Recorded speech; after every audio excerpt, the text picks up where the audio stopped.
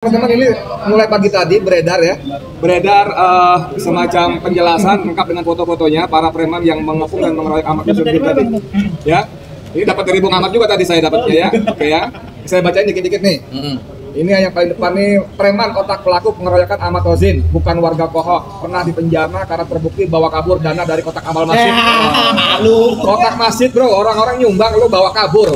Sebenarnya kan ketika Tempo mendatangi rumah lurah Kohok si Arsin ini, dan ditemukan fakta Arsin tidak ada di rumah, Rubiconnya tidak ada di rumah, kabarnya kabur, itu kan mengkonfirmasi mereka ini salah, mereka ini sadar atas kesalahannya dan takut atas tanggung jawab atas kesalahan. Mereka itu sudah sadar, seluruh warga desa itu sudah berani melawan semua yang selama ini hanya diam, tanahnya diambil, diusir, digusur semaunya.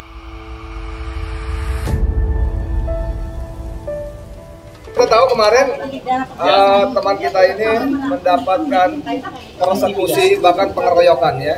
Saya jam 9 lewat sedikit itu teman kita Arif YouTuber yang sudah mendahului kita, bukan mendahului berpulang ya, mendahului sampai di lokasi itu mengirimkan sebagian video yang isinya Ahmad Yusudin dipersekusi. Dan pada jam 9 lewat kira-kira 8 lewat 10 itu saya dengan Said itu masih dalam perjalanan, tapi sudah keluar tol. Ya, karena pagi-pagi kita ke Cipinang dulu ada hajatannya Dr. Ahmad Yani. Nah, saya setelah analisis Bung Ahmad, itu peristiwa terjadi karena kami terlambat. Oh iya. Kami itu saya dan banyak teman yang lainnya. Ya, rombongannya Bang Marwan Batubara, teman-teman siapa namanya tuh jawara macam kulon segala macam itu terlambat.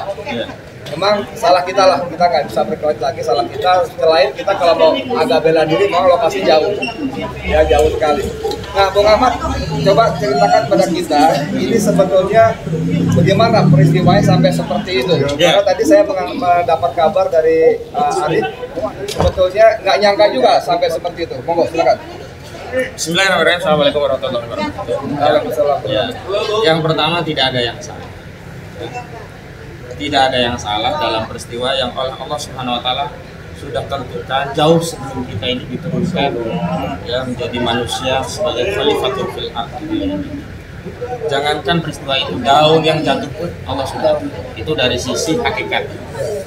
Secara kausalitas kemarin juga nggak ada yang salah. Teman-teman nggak salah, saya juga nggak salah. Yang salah itu yang melakukan persekusi. Ya. Kenapa? Karena saya juga memang sudah dihimbau oleh Bang Marwan di titik kumpul yang sudah ditetapkan. Tapi saya juga sudah menyampaikan kami langsung ke lokasi sesuai jadwal karena jam 9. Karena saya mau ketemu orang juga mau sarapan dulu di dekat lokasi. Saya sama Arif makan nasi padang itu. Khawatir menunggu apa-apa. Oh ternyata malah kami duluan. Begitu lewat lokasi, kami nggak langsung pakai lokasi itu, kami ngelewatin dulu lihat situasi. Tapi lihat masyarakat udah banyak antusias dan banyak polisi. Ya praduga kami itu adalah masa kita yang sudah menunggu acara, karena acara juga udah 9, kan acara jam 9 itu udah setengah 10-an lah kira-kira. Nah di situ juga banyak polisi kan, pasti aman lah begitu ya. Ya kami datang, nah terjadilah peristiwa itu. Yang di luar prediksi kami itu adalah sudah ada polisi kok nggak aman juga ternyata rakyat itu. Yang kedua, sudah ada polisi kok berani juga preman itu.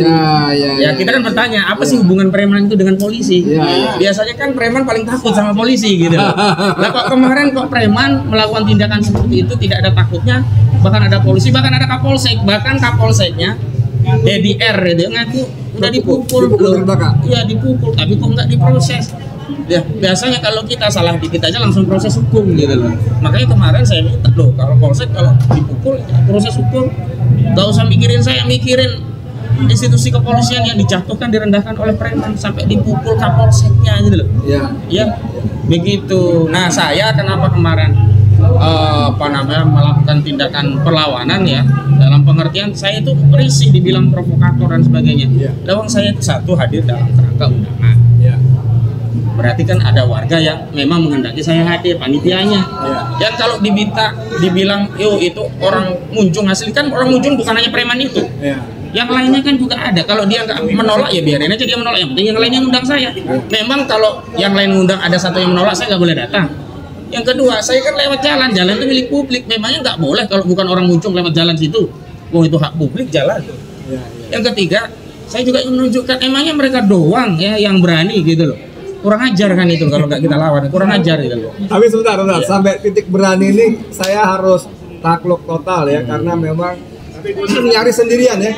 Walaupun beberapa waktu ke depan sudah mulai ada teman-teman yang mendampingi beliau, tapi kira-kira 10-15 menit pertama itu nyaris sendirian, kecuali di teman Arif yang pegang kamera, nggak kelihatan dari kamera ya. Itu pun Arif ternyata mengatakan kameranya pun akan dirampas gitu loh. Nah, teman-teman sekalian, ini banyak YouTuber lain. Kita pengen coba sedikit mengulik kalimat Bung Ahmad Husaini tadi, bahwa dia merasa aman, nggak ada masalah apa-apa. Pertama, karena di situ ada aparat polisi, ya kan? Ya katakanlah ada preman-preman bayaran katakanlah, tapi tetap kita tidak akan menduga seperti itu. Cuman memang saya melihat ada sejumlah polisi yang pakai seragam rompi berwarna merah gelap itu, memang nyaris nggak ngapa-ngapain itu. Itu ada beberapa itu. Nah, ini gimana kita membaca peristiwa ini, Bung Ahmad? Makanya saya ternyata salah memberikan kepercayaan kepada aparat penegak hukum kita gitu. Semoga ke depan Pak Listio Prabowo itu bisa memperbaiki kesalahan saya.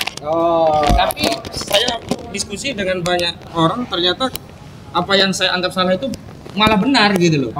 Umumnya aparat kita justru begitu gitu loh. Nah, saya lihat dari prosedur cara menangani persoalan ya kan.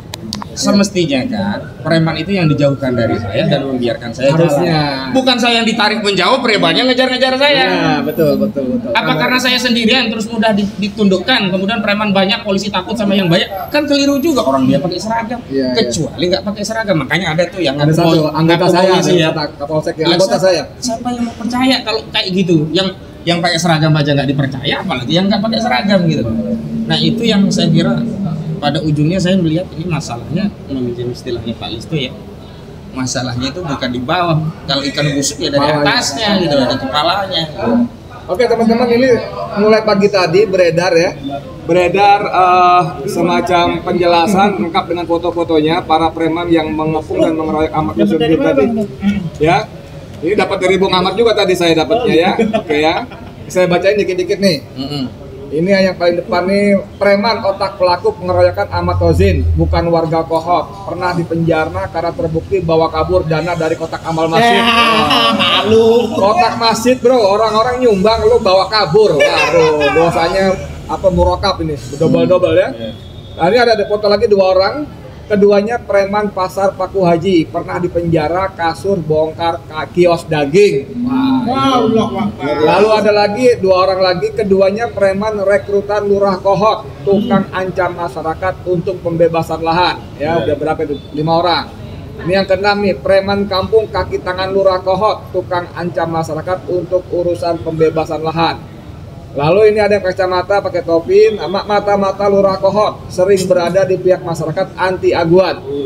Yang terakhir, nah ini seru nih, ada desertirnya tapi bukan TNI Polri, tapi desertir Satpol PP Kecamatan Paku Haji, terkenal sebagai provokator untuk memenangkan situasi. Jadi ini ya gambarnya ya, nanti teman-teman bisa mintalah ya.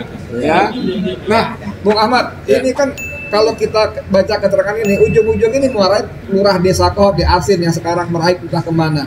Ya bahkan kalau kita baca majalah Tempo itu punya pas pamdes, pasukan pengamanan desa. Yang walaupun akhirnya kita nanya, ngapain lagi pas pamdes kalau kepala desanya udah pergi entah kemana. Ini gimana kita menyoroti lurah Kohot Arsin ini, Bung Ahmad? Sebenarnya kan ketika Tempo mendatangi rumah lurah Kohot si Arsin ini, dan ditemukan fakta Arsin tidak ada di rumah, Rubiconnya tidak ada di rumah, kabarnya kabur, itu kan mengkonfirmasi mereka ini salah, mereka ini sadar atas kesalahannya dan takut atas tanggung jawab atas kesalahan. Mereka itu sudah sadar, seluruh warga desa itu sudah berani melawan semua yang selama ini hanya diam, ya tanahnya diambil, diusir, digusur semaunya begitu. Nah, hanya memang apakah larinya kepala desa Kohot adalah bagian dari strategi yang disiapkan oleh penguasa karena memberi waktu para penjahat untuk lari gitu, karena kan ini kasus sudah hampir 2-3 pekan. Harusnya kan segera diproses biar nggak sempat lari gitu. Kemarin kan sempat dipanggil ke Jagung, jadi nggak datang ya? Itu kan hanya permintaan dokumen isinya, belum sempat diambil keterangan sebagai saksi gitu. Itu yang kemudian kita, loh kok gini caranya. Biasanya kan dipanggil orangnya sambil membawa dokumen, bukan permintaan dokumen. Iya. Itu kan jalannya dibuat ular, melingkar-lingkar itu. Harusnya lurus langsung muter-muter begitu. Oke, dari semua huru hara ini termasuk upaya mama yang luar biasa dari kita semua ini kan sebetulnya tidak perlu terjadi. Kalau Prabowo Subianto sebagai presiden bekerja sebagai presiden, bukan di bawah bayang Jokowi, di bawah bayang-bayang Jokowi. Nah kan akhirnya suka nggak suka kita kan mendesak minta Prabowo sebagai presiden yang berdaulat untuk ambil sikap yang jelas dan tegas. Oke, sebagai penutup silakan. Rasanya sikap jelas dan tegas itu bukan dikonfirmasi dengan proses penyidikan segera digerakkan ya, tapi copot dulu Kapolri. Ya. Soalnya kalau proses penegakan hukum itu masih di bawah kendali Listio Sigit Prabowo, masyarakat akan berpraduga, oh ini bukan penegakan hukum, sedang mencari skenario bagaimana mencari kambing hitam, melokalisir masalah dan menyelamatkan yang gede-gede gitu. Karena kita tahu Listio Sigit Prabowo itu dekat dengan Aguan dan di era dia lah ya Polri mendapat bantuan Makobrimob di wilayah PIK 2 juga. Jadi orang itu kan logikanya sederhana, kalau orang disuap itu nggak bisa ngomong. Coba saya suap, nggak bisa ngomong kan? Iya gitu. Nah, suapnya ini dalam bentuk Makobrimob itu, dan ke depan harus ada aturan tegas, nggak boleh institusi negara, fasilitas negara itu melalui bantuan hibah dari swasta. Pasti swasta itu bantu, ada mau yang nggak ada bantu terus kayak filantropi karena kebaikan seorang Aguan bagi jadi harus dipahami oleh institusi Polri bahwa bangunan itu, tanah itu diberikan bukan tanah dari ASG sendiri, tapi dapat nyolong dari rakyat, dari ngerampas dari rakyat. Berarti negara juga secara sadar menerima hasil jarahan dari rakyat. Jadi cuci uang negara jadikan tempat cuci hasil kejahatan sehingga dia tidak bisa diproses. Kenapa? Negara itu terlibat menikmati dari hasil kejahatan. Ke depan udah nggak boleh lagi. Rakyat diambil pajak, kecuali rakyat itu nggak diambil pajak, minta bantuan sama pengusaha. Lewat pajak ambil terus, tapi fasilitas dibangun oleh konglomerat, oleh swasta. Giliran menjalankan tugas, bukan menjalankan tugas sesuai kepentingan rakyat bayar pajak, kepentingan orang yang ngasih fasilitas. Kasihanlah rakyat. Rakyat dapat perlindungan harusnya dari aparat penegak hukum, ini malah oleh polisi. Kita ini ya, mohon maaf Pak Kapolri ya, Pak Prabowo, mau kasih tahu saja, kita itu kalau berhadapan dengan polisi di jalan itu, kita itu mungkin kalau berhadapan dengan begal masih kita hadapi bisa lah. Malah kita tuh khawatir kalau di perjalanan ketemu polisi. Ada aja salahnya kita kalau depan polisi gitu. Kalau di depan begal mah SIM ada, STNK ada. Nah, ujungnya tutup pentil nanti dicari-cari. Lampu stand apa segala gitu macam. Loh. Iya. Jadi ini kenyataan yang ada di tengah masyarakat. Termasuk kemarin kita yang menjalankan hak konstitusi, kita sedang menyampaikan perjuangan kita lewat saluran yang sah secara undang-undang. Lah kok kita yang kemudian ditarik-tarik, kita yang kemudian diperlakukan seolah-olah kita ini penjahat, dijauhkan dari orang-orang yang baik. Harusnya kan dijauhkan premannya gitu loh. Nah begitu kemarin saya kasih tahu, akhirnya kan premannya kabur. Coba perhatikan, kaburnya preman itu apa, dihalau oleh polisi? Bukan. Polisi nggak ngelakuin apa-apa. Sudah selesai bertugas, tinggal ngambil jatah sisa. Bukan, mereka itu kabur karena masa banyak.